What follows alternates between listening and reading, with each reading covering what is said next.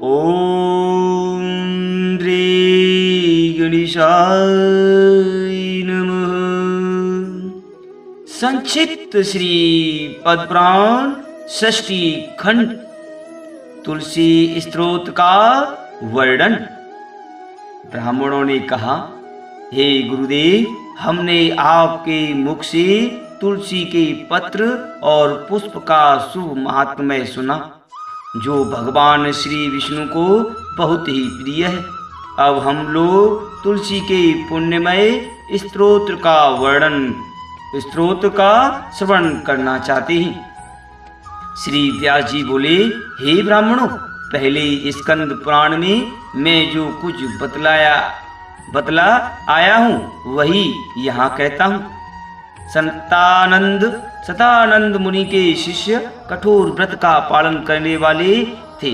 उन सबों ने एक दिन अपने गुरु को प्रणाम करके परम पुण्य और हित की बात पूछी। शिष्यों ने कहा, हे नाथ, ब्रह्म वेताओं में श्रेष्ठ, आपने पूर्व काल में ब्रह्मा जी के मुख से तुलसी जी के जिस स्तोत्र का श्रवण किया था उसको हम आपसे सुनना चाहते हैं। सतानंद जी बोले, हे शिष्यगण, तुलसी का नामोच्चारण करने पर असुरों का दर्प दलन करने वाले भगवान श्री विष्णु प्रसन्न होते हैं। मनुष्य के पाप नष्ट हो जाते हैं तथा उसे अक्षय पुण्य की प्राप्ति होती है। जिसके दर्शन मात्र से करोड़ों गोदान का फल होता है, उस तुलसी का पूजन और वंदन लोग क्यों न करें। कलयुग के संसार में वे मनुष्य धन्य हैं जिनके घर में साल ग्राम शिला का पूजन संपन्न करने के लिए प्रतिदिन तुलसी का वृक्ष भूतल पर लहलहाता रहता है। जो कलयुग में भगवान श्री केशव की पूजा के लिए पृथ्वी पर तुलसी का वृक्ष लगाते ही उन पर यदि यमराज अपने किंकरों सहित रुष्ट हो जाएं तो भी वे उनका क्या कर सकते हैं। हे तुलसी, तुम अमृत से उत्पन्न हो और केशव को सदा ही प्रिय हो। हे कल्याणी, मैं भगवान की पूजा के लिए तुम्हारे पत्तों को चुनता हूँ। तुम मेरे लिए वरदायिनी बनो। तुम्हारे श्री अंगों से उत्पन्न होने वाले पत्रों और मंजरियों द्वारा मैं सदा ही जिस प्रकार श्री हरि का पूजन कर सकूं वैसा उपाय करो। पवित्रांगी तुलसी, हे पवित्रांगी तुलसी, तुम कली मल का नाश करने वाली हो। इस भाव के मंत्रों से जो तुलसी दलों को चुनकर उनसे भगवान वासुदेव का पूजन करता है, उसकी पूजा का करोड़ों गुना फल प्राप्त होता है।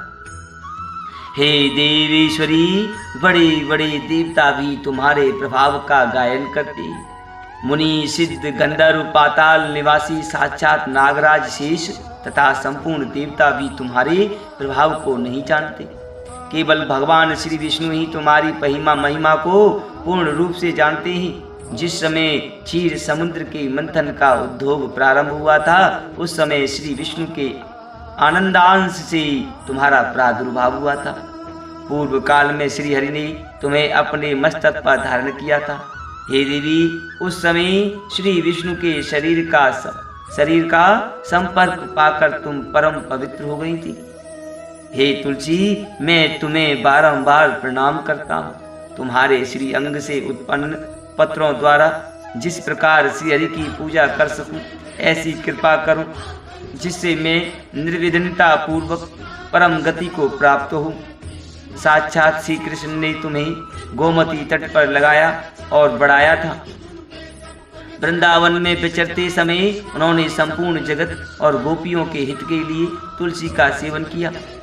जगत प्रिया तुलसी, पूर्व काल में वशिष्ठ जी के कथनानुसार श्री रामचंद्र जी ने भी राक्षसों का वध करने के उद्देश्य सरयू के तट पर तुम्हें लगाया था। हे तुलसी देवी, मैं तुम्हें प्रणाम करता हूँ। श्री रामचंद्र जी से वियोग हो जाने पर अशोक वाटिका में रहते हुए जनक किशोरी सीता जी ने तुम्हारा ही ध्यान किया था, जिससे उन्हें पुनः अपने प्रीतम का समागम प्राप्त हुआ।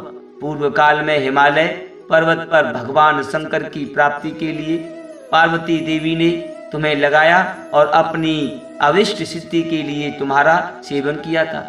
हे तुलसी देवी, मैं तुम्हें नमस्कार करता हूँ। संपूर्ण देवांगनाओं और किन्नरों ने भी दुस्वप्न का नाश करने के लिए नंदन वन में तुम्हारा सेवन किया था। हे देवी, तुम्हें मेरा नमस्कार है। धर्मारण्य गया में साक्षात पितरों ने तुलसी का ही सेवन किया था। दंडकारण्य में भगवान श्री रामचंद्र जी ने अपने हित साधन की इच्छा से परम पवित्र तुलसी का वृक्ष लगाया था तथा लक्ष्मण और सीता ने भी बड़ी भक्ति के साथ उसे पोसा था। जिस प्रकार शास्त्रों में गंगा जी को त्रिभुवन व्यापिनी कहा गया है, उसी प्रकार तुलसी देवी भी संपूर्ण चराचर जगत में दृष्टि गोचर होती है। तुलसी का ग्रहण करके मनुष्य पातकों से मुक्त हो जाता है। और हे मुनीश्वरों, तुलसी के सेवन से ब्रह्म हत्या भी दूर हो जाती है। तुलसी के पत्ते से टपकता हुआ जल जो अपने सिर पर धारण करता है, उसे गंगा स्नान और गोदान का फल प्राप्त होता है। हे देवी, मुझ पर प्रसन्न हो। हे देवीश्वरी, हे हरप्रिय, मुझ पर प्रसन्न हो। जाओ, श्री सागर के मंथन से प्रकट हुई तुलसी देवी, मैं तुम्हें बारंबार प्रणाम करता हूँ। द्वादशी की रात्रि में जागरण करके जो इस तुलसी स्तोत्र का पाठ करता है, भगवान श्री विष्णु उसके 32 अपराध क्षमा करते हैं। बाल्यावस्था, कुमारावस्था, जवानी और बुढ़ापे में जितने पाप किए होते हैं, वे सब तुलसी स्तोत्र के पाठ से नष्ट हो जाते हैं। तुलसी के स्तोत्र से संतुष्ट होकर भगवान सुख और अभ्युदय प्रदान करते हैं। जिस घर में तुलसी का स्तोत्र लिखा हुआ विद्यमान रहता है, उसका कभी अशुभ नहीं होता।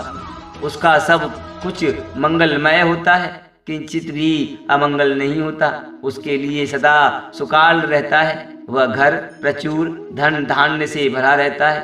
तुलसी स्तोत्र का पाठ करने वाले मनुष्य के हृदय में भगवान श्री विष्णु के प्रति अविचल भक्ति होती है तथा उसका वैष्णवों से कभी वियोग नहीं होता। इतना ही नहीं, उसकी बुद्धि कभी अधर्म में नहीं प्रवृत्त होती।